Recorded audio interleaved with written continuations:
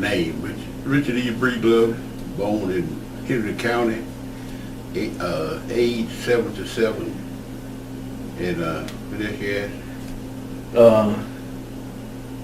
Okay, so you were born in Henry County, so where?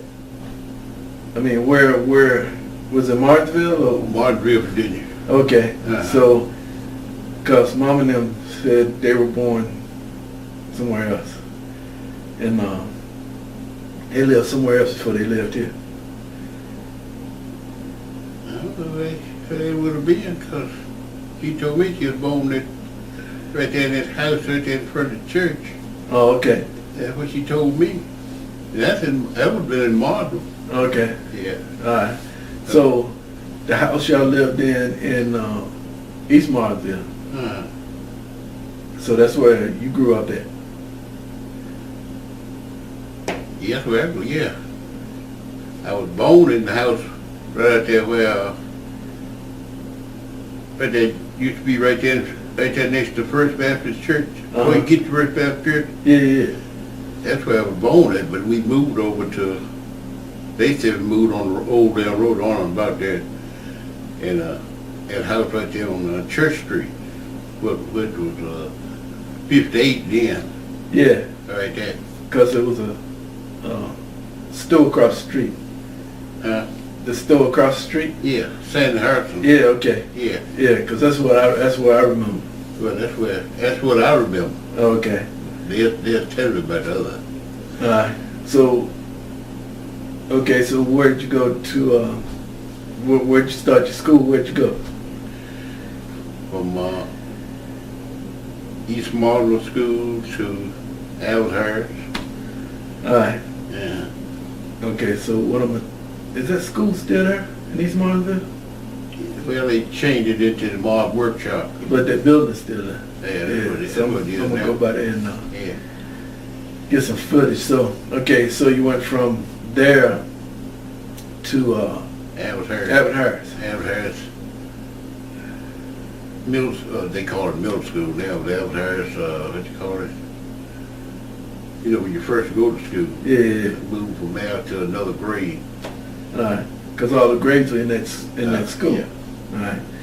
So, did you play sports? What? Played football, basketball, baseball, and I don't know. That's it. That was the sports they had. So I was in all of them. So who was your friends growing up? My friends, Yeah. I didn't have a whole lot of close friends. I was more like by myself most of the time. But if I'd be with anybody, it'd be Saver Jeter, Johnny Mitchell, Cody Mitchell, and BT and Roy. I mean, BT mostly because I couldn't keep up with Roy. And so you were the middle boy. huh? So you were the middle boy, right? It was BT's the oldest, right? No, I'm the oldest. Oh, you the oldest. Then BT, then Roy. Did Roy. So now the Jeter, because there used to be a store when you come in there. That Jeter? Remember the store that used to be there when you come? Yeah, that was it. Will Jeter. Oh, okay. Yeah. And then he left and Savory took it over. His son took it over. Alright. But he didn't last long. Okay. So after you graduated from Alshurst, so how long after that did you go in the Army? What'd you do after that? I worked at Robert Gear, well, box jacket back call. And then about in 59 they called me and I went in service. And I stayed in there 2 years, 3 months, and 12 days. So were you drafted? Yeah, I was drafted. Oh, okay. Yeah, that's the only way they got me. Because I wasn't going. So this was that Vietnam? Was Vietnam going on then? Or? Well, no, it's ended, I think. Yeah, because I was No, I don't think been done going on then. But I went in 59. Okay. I think I was in there doing when it started about the Cuban crisis, you know, when they bring the ships down and Yeah. Kennedy was in there. Right. Yeah, I was in there then. So what was your job in the Army? Well, I had a job riding on a Jeep with a 106 on it.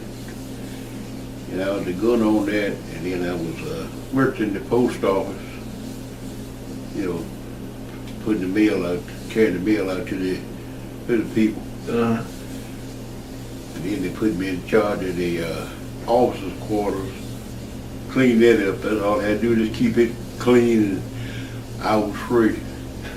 So I did that for a while. And then Audrey come up after that and she stayed a week. I stayed in the office quarters. So how did y'all meet? You and Audrey? Well, I tell you, they had a big oak tree right there in the front of their yard. I mean, a big oak tree. All the children used to play around that tree. And I used to, when they get to shooting marbles or whatever we were doing, I just get up and go on down the road, going home. So that night, she was sitting out there on the porch.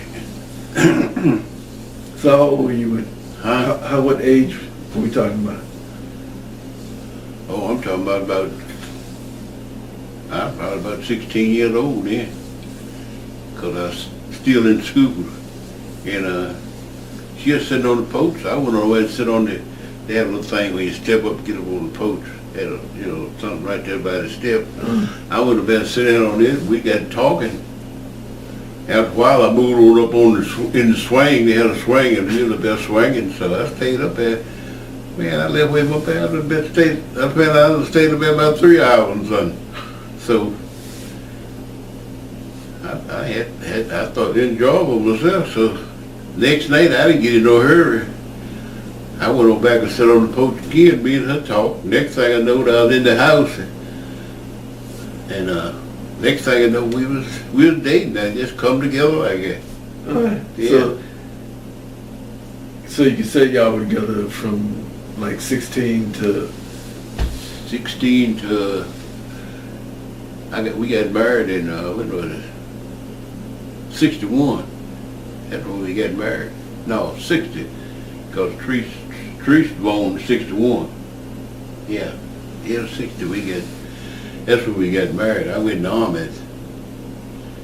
I was in the Army when we got married. So it was a great marriage as far as I was concerned.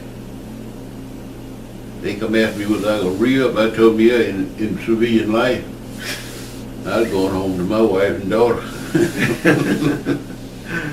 All right, so was she younger than you? Y'all the same age? Huh? Was she younger than you? Oh, she was about 3 years younger than me. Oh, okay. Yeah.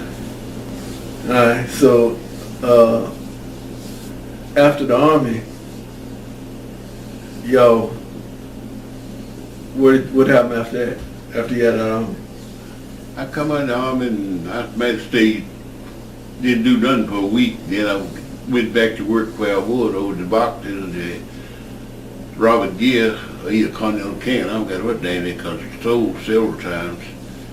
So I went on back to work over there, and then Emma come through here, going over Viewpoint to look at check on the job over there. And Audrey was here, and she said, why don't you come on, go on too if you want. And she, you know, Audrey was big as nothing then. She was, man, I don't think she weighed 98 pounds. And she said, maybe we going over there, they ain't gonna hire me. You know, they got a thing on with the your height and your size. She went on over there, and I rang about 2 or 3 weeks. They was called to tell them come on over and go take the test. She took the test, went on to work. And then she made supervisor. She come back, and she, you know, after a while, and then they had a rollback, so they had to put her back out in the plant. So she was sitting here talking one night. She said, I don't want to be no supervisor. I said, hey, they kill and cuss too much and raise sand all the time. And then the people's heads they don't want to hear you no way. I said, well, I didn't tell you to take supervisor job. I didn't even tell you to go to DuPont. You went on your own. So now, if you don't want to be no supervisor, just tell them you don't want to be no supervisor. You ain't got to be no supervisor. So that's what she did. So after that, we just did what we wanted to do, I reckon. We had bought a right many cars and different things. Bought me a truck. And then, man, we're doing fine one time. So, did y'all live anywhere else but here? No, when I coming on, man, you know, getting ready to get a road right down 58, and the road was coming right through our house. So they burnt that house down, burned Mr. C's house with all of them, Mr. C's house. They burned down. That we were living in, and Madison and lived below us, Stewart C and Madison. They burnt that. And Jared had already been burnt. Nanny had burned down Ross Seed. All four of them houses gone now. So I called on. I said, I ain't gonna be renting no house. And Russell, you remember Russell? Ain't living son. Yeah. He told me, he said, we're plastering some houses and building some houses out there on what's this place? They used to call it something else. I forgot what the name of it was. We don't know, just a field with houses on a field, hills, and like it is now, they just graded out a place to sell a house. So I come out and looked at this one, and he got it for the whole thing. When I got to it, $1,600, $16,000 for the whole thing, for the interest and everything. So the old man shoemate come down to the house one day. He said, you interested in buying a car? I said, I don't need no car, I need a house. He said, well, I can handle that too. What kind of house you looking for? I said, I'm just looking for nothing fabulous and all that, just something to live in.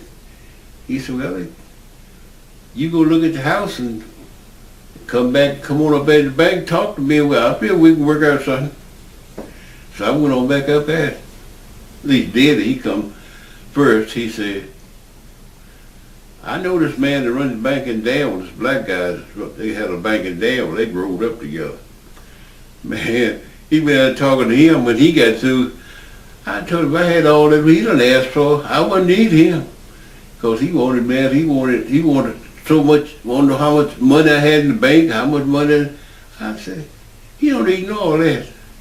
So we come on back and talk to Mr. Shoemate. He said, oh yeah, we can pay you. We wrote it up and so we signed up, and I think the closing cost was $700. So I got that together and went on back and gave him that. Then he signed the house, and the next thing I know, I was out here. I come out of that house on that because they told us they was coming through there in so many weeks. So they waited about a week after we got up down there, man. They started a fire. They knocked us so the top would dip like that, so the fire wouldn't go out the room. They burned both down. Somebody said, you know, they ought to save them houses. I said, well, what? They want nothing but the shacks. I said, I worked on them every day trying to get it to look like something. Build screen doors, I built the windows, the screens for the windows, and the floor on them just a old wooden floor that they didn't even sand it, hadn't even done it, just splinters. Mm-hmm. You go down those shoes, don't get one of those splinters your foot, boy, it'll not be that long. So I was glad they burned them down. They couldn't have moved them no way because they had fell off the pieces before they got by that door. So I said, yeah, they did right when they burned them down. So we moved out here. I hadn't planned to stay out here though. I just come out here to stop. Because I thought no business me another house or leave and find a house somewhere else. He ended up stayed out here, and then, well, you know, Mom and Daddy, I brought them on with me too when we left. Because I know if she'd have stayed with him, he'd have found a little shack off somewhere, and him and her been sitting up in there.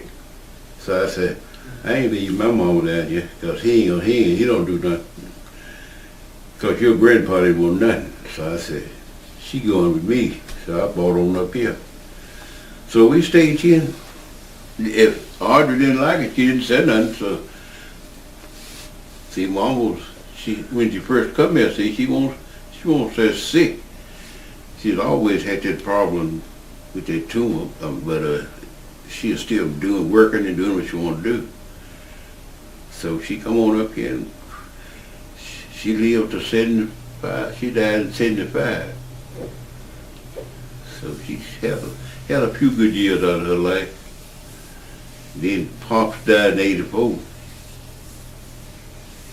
Then Audrey in 94. She'll be dead 20 years in February, in October. Yeah. Because I just went in the military. Huh? I just went in the military. When she died, I was like a year. I think I was in Okinawa. I went in the military in 94. Yeah, you was in the military. Nah, 94. What am I thinking? Yeah, she died in 94. Yeah. Okay. Nah, I went in the military in 80. 79. Yeah. But I remember talking to her before she died, just before she died. Okay. Yeah. And yeah, I remember Grandma, because I used to come over here and we watched wrestling together. Then after she died, me and Grandpa spent the summer together, pretty much. Huh? Me and Grandpa spent the summer together. Everywhere he went, I went. Okay. That whole summer, you know. Yeah. Mm-hmm. Yeah. Oh yeah. Yeah. I learned a lot. Yeah, I wish I had to talk to him more and learn some more about the older family, but I didn't. And I talked to Uncle Banks, but I didn't get a chance to see him like I wanted to see him, because I think James, my uncle's son, I think he got a lot of information from him, because he could tell you all back. And of course Daddy could too. But Daddy, everybody he talked about, there was kin to you somewhere. It might be 20 cousins, but there was kin. I said, I don't go that far. All I know is that if I was going in the country, Huh? you know how they say, well, who you? And I say, Richard Breedlove. All right, come on in here. Okay. If I went the other way more in the city, who you? John Lewis. Come on in here. Okay. So that worked for me. Yeah, Luce and Uncle Banks was in this house up here you first get to, and then Uncle Willie and Aunt Annie was at the other house on that road. And between there was Breedlove, we used to call him. That was Uncle Willie's son. The one was in the army and got a medal for, because he could light a match with his rifle.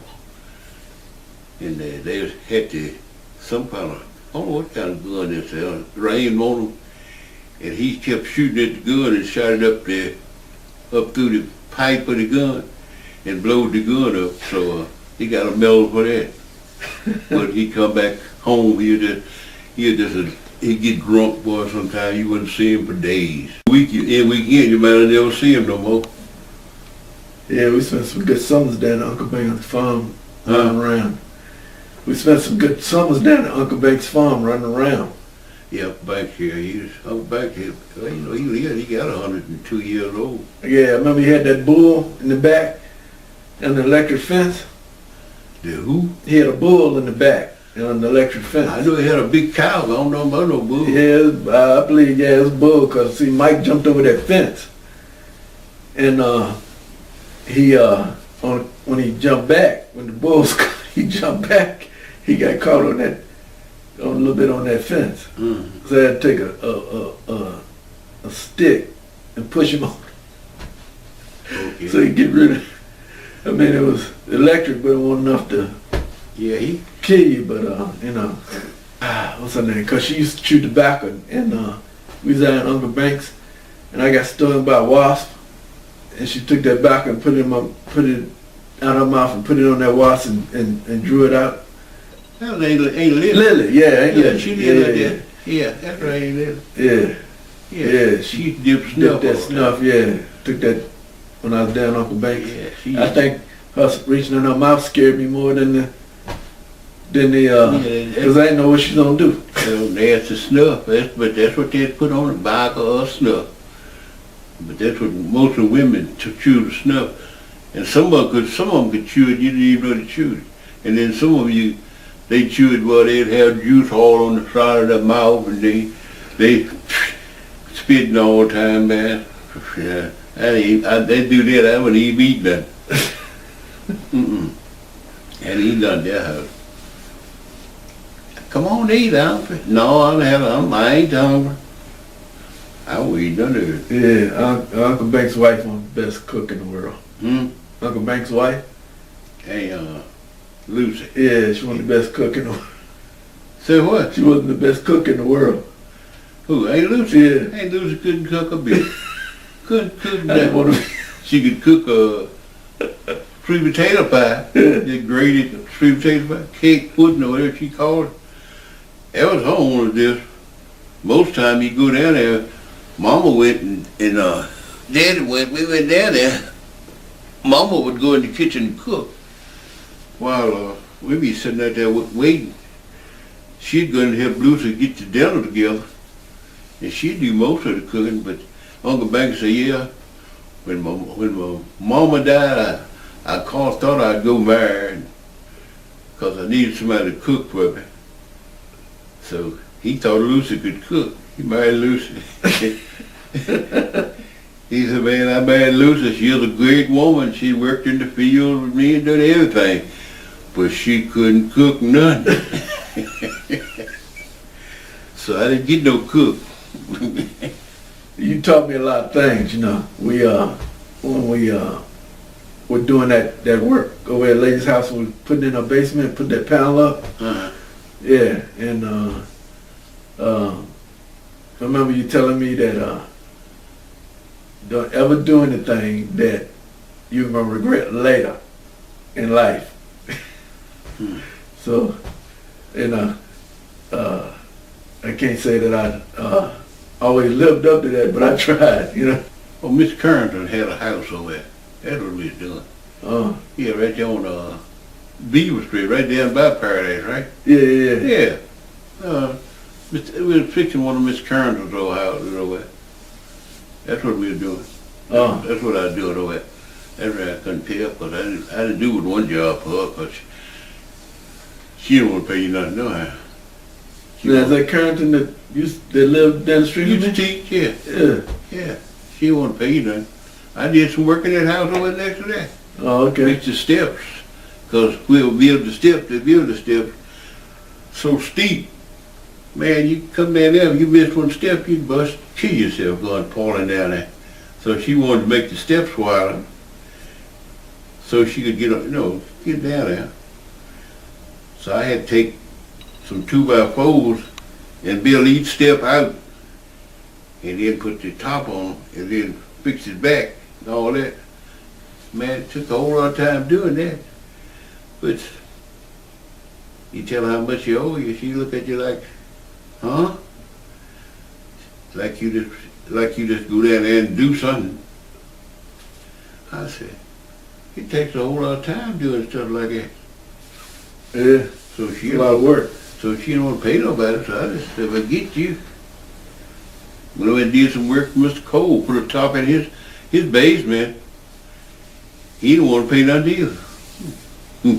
I said, well, I'm going to put all these teachers down. I ain't going to work for them at all. None of them. But they tight, boy. Like they were poorest folks in the world. And I reckon his daughter, who's in the house now? Is his daughter still here? Which one? Mr. Cole's daughter. I don't know. You know the house the way he used to live, right? Yeah. Yeah. I know somebody in there, I but I used don't to see know. her even there and there, but I ain't seen her lately, so I don't know if she's still around or not. Say when you and y'all were little kids, what was that like growing up in Martinsville? Because it was segregation. You're right. That's right. Yeah, because I actually remember seeing water fountains that were separate. You had colored on the white on one and white on the other. Or either just had colored on this one and then put nothing on the white one. Because you know you had one over here, that was theirs over there. Yeah. Daddy told me that, there was like, people had horse and buggies. Who? Daddy told me they had horse and buggies at one time. Oh, I reckon they did back. That's all they had, because you didn't see many cars. Because people didn't have no money to get no cars. So they had to ride what they could get, horseback. Mr. Jones had a horse right across the road. Got rid of him after he couldn't handle horses and things like that in the city. And then some fool bought him. He was a riding horse. He came up there plowing a field and had a wheel out there and hadn't filled it up. And the horse stepped in and broke his hip and everything. So they had to kill the horse. But he was a pretty horse too. Mr. Jones opened the door and tell him go he'd go down to the brink to get him some water or whatever he wanted to do. He'd throw a rock down through the trees. You see the horse galloping on back across, going back in the barn, going back in his stable. So he was a smart horse and everything, a pretty horse. But that fool killed him. Hit back loud and had an old wheel just with something on it. Yeah. And he stepped in and broke his hip and messed him up. Anybody could step on it. Yeah. Just like Mr. Best and them had a wheel out there at the stove. You remember? The stove used to be behind the school. Yeah, yeah. They had a wheel and had a hole right where they dug the wheel. The one they had, they put some tin over top of that and then build the other wheel right back behind it.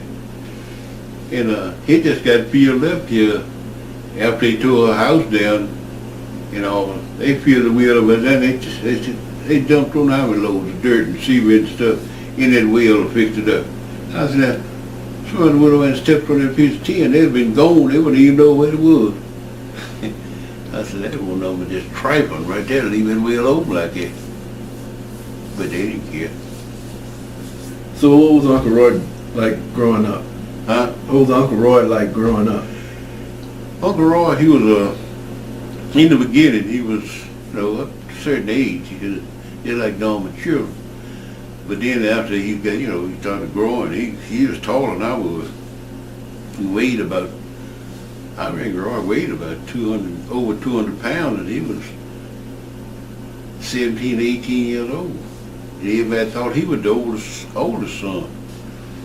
But Roy, he didn't stay at the house too much, because he was... But like when, he was like, I guess 10 and, y'all all played together and. Yeah, back in, when he was a little girl. Yeah. But after he got up where he thought he was about halfway grown, you didn't see Roy that much. Yeah. But we used to shoot marbles together. And he could do about anything. But he just took the wrong path. But he could do about anything. And if he was sitting around, he was reading something. It might not have been what you think he ought to read, but there was something he was doing. He was reading. And he was a pretty smart fellow, but anyway, when he got a job, wouldn't stay on it, but he got it. Other folks be trying to get it, they didn't get it, but he go in Manheim. So he stayed a while, went to up there where Lord, and he got a job Larry had been trying to get for, I don't know how long. Larry didn't get it, he got it. Stayed up there, he was doing fine, the trick went up there. She decided she wanted to go up there and stay a while, be about him. They got about, I reckon, he was hanging around, staying out half the night and coming laying up in bed the rest of the day. So he went back to work after she left. They had fired him. So I reckon about a few days after she got back, he come back too. He come on back home too. I said, boy, had a job at the trucking company. Man, he'd make more money than he did to me a long time ago. Up at R.P. Thomas, he'd load trucks and stuff up there. Yeah, I remember that place. Man, shucks. Somewhere else he worked. Oh yeah, then he went to barber school, passed that, and all that, but he didn't do nothing. He worked more for Roy. He didn't believe in this. He wanted everything, but he won't work nowhere. So he stayed chilling. How long? Right there in the basement. Till he got TV. And I was at work one day and they called me and told me Roy's sick and he need to go to the doctor and he won't go. I said, well, I tell you, if he don't go, just call the police, call the ambulance, tell the police to come with it. If he don't go, just put him in them straight jackets and put him in the ambulance and take him on out of here. So they called back later and said, we got to talk to him, and he decided to go. So he went to the doctor, got a doctor and had TV.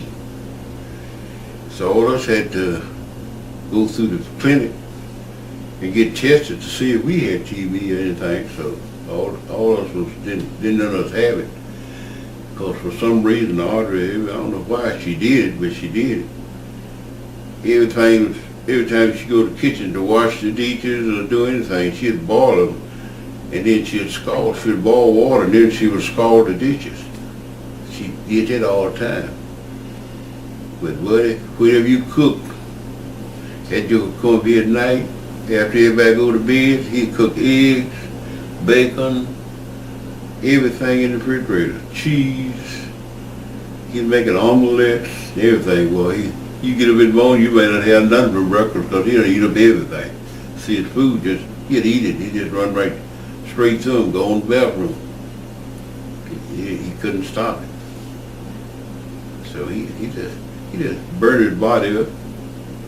So in the old age, so in the young age, he just run around with us like all the rest of the children did, but he didn't stay with us long. And get a whooping every weekend, him and BT. Mama them tell him to be home by 11 o'clock. By what's been talking to that door right there. They come in 2 o'clock, 3 o'clock, 4 o'clock, 5 o'clock, whatever time they want. And BT, he got so crazy, he come in. Y'all ready? What you talking about? Y'all whoop us anyway, we all ready? Man, you could whoop him and whoop him and whoop him. He wouldn't break a tear to save your life. The next weekend, do the same thing all over again. Didn't make no difference. So I didn't run with him. I turned him loose because I'd go see Audrey and then I'd head on to the house. By 11 o'clock, I was gone. The only time I stayed at her house late was when the night I was supposed to get married. I had to talk to her on the telephone when I was in the army. But I hadn't asked her daddy nothing about getting married. So he told her one night, I went up there and he told us, I went over in the house, he was out there talking to her. He said, you know that boy, y'all talking about getting married, but he ain't never asked for your hand too. I said, well, you know, this is new to me. I don't know about what you do and all this stuff. So I went on back out there and was talking to him. He said, well, I thought maybe y'all didn't want my blessing. I said, we're going to need all we can get. I said, no, that's just an oversight, overlooked it. So we got married right there at the house. You know, won't look for nobody to be there, but just me and her and the preacher and a witness, stuff like that. My mother and father. And her mother and father be there because did it in her house. Man, when the wedding got started, we had niggas on the porch looking through the windows in the house. Man, the house was full. Breedlove and all them. Breedlove, he done come down. They done told him he done come from down in Whitmore. He was there. Some other people were there. But I said, man, God had a house full of people. I said, well, Jesus. So I said, well, they come on, but then But I don't talk about second wedding, because that wasn't no wedding, that wasn't nothing.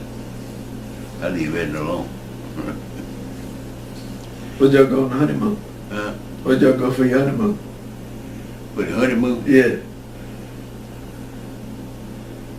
Let me see, we left her mama's house. She changed clothes. And we gonna stay there until where we lived there on 58. So I went on home, go change my clothes, and I won't plan on going nowhere. Man, I want to go to bed. I ain't got time to be going nowhere. Marion and Emma and all of them. Why don't you come on, go with us to the June? No, I want no June during mall, because we didn't get married. Yeah, we did. We got married about that time. It was summertime. I don't got what day it was now. But we did June during fall. Ike and Tina Turner was there. The man that in those ballers, those Jim Tory, remember that though? Yeah. Man, that building was rocking. He was rocking more than the folks was dancing. I said, this ain't no place to be. This mess ought to fall in. So got out of there. They messed around. I said, I'm ready to go home. So we finally got home about 1 or 2 o'clock. I said, Lord have mercy. I don't stay out like that. Man, I was sleeping, everything was wrong. But I didn't hang out like that. I went home, got to bed, went to sleep. So, Ike and Tina Turner. Yeah. Was that the... So they just bought, June bought. Well, okay, so this is before before they split up. Yeah, they split up, yeah. This is back in what I tell you, we got married in 1959. Yeah. Yeah. Wow. Yeah, they were here. I said, boy. But I done never seen them, they kept pulling me, talking about, come on. Come on, go to me. And soon as we walked in the place, looked at me and looked at ours. What's the hell? And Emma, one of them told somebody that asked, I don't got who it was that asked. See, they got married tonight. Huh? They ain't told nobody nothing. I said, well, everybody was supposed to know. This is supposed to be a wedding for us, not all of y'all. One of the better things happened to me was when we got married. But I won't plan on marrying nobody. I was planning on getting me a nice house, a nice car, get me a pretty nice home, move in it. I won't plan on marrying nobody. Ain't even thought about marrying no woman. And I sure won't marry no man. After one thing else, you get around them women, boy, so you get the old folks say, you done gone to smelling yourself and all that stuff. You get around a woman, boy, next thing you don't know what might happen.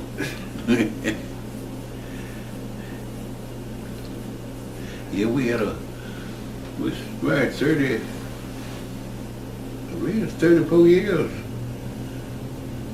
We never I can't remember us ever going to bed mad with each other.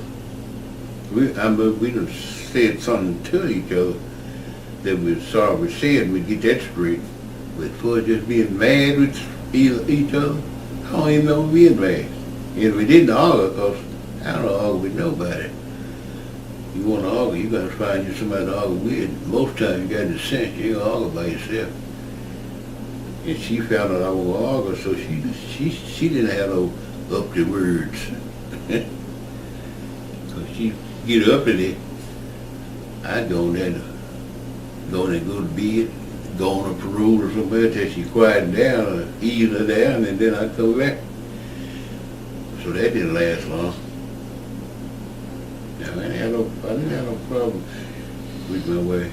Me and her had a beautiful life. She could cook too. Trish can cook too when she want. Yeah, when she want her, but she don't want to cook much. She like go out and eat. She don't care too much about starting them stuff, cooking. But she can if she want. I hope that she'll put them pinto beans and that get them right. She'll put them up in the closet. They've been in there probably about a month by now. So you're gonna cook them, it's time to do it. If they ain't gonna be time to throw them away out where. Yeah. Man, I want no beans in this around forever. Need to slow cook. Huh? She need to slow cook 'em. Yeah, Slow cook 'em, yeah. sometimes she'll take them, put them in the crock pot. And then sometimes she'll come in here and put some water on the stove, boil the beans. First time, pull that water off, put some more on, put them on the stove, cook them on the stove. Cook them and taste pretty good to me. And the beans is done. That's the main thing, getting me done. I don't want no biting the beans, it's kind of hard. I don't like that. I don't want no soup thick as the bean though. I don't like soup that thick. But some people, that's the way they cook them. Soup be so thick. Man, they look almost like the beans in the pot. The beans in the soup, all and like that. And the soup thick as the, I mean, just too thick. I don't like it. I don't like it like that. I don't like no watery bean soup, but I don't like no thick stuff like that. Yeah. So, wrapping this up, what you want to tell the family?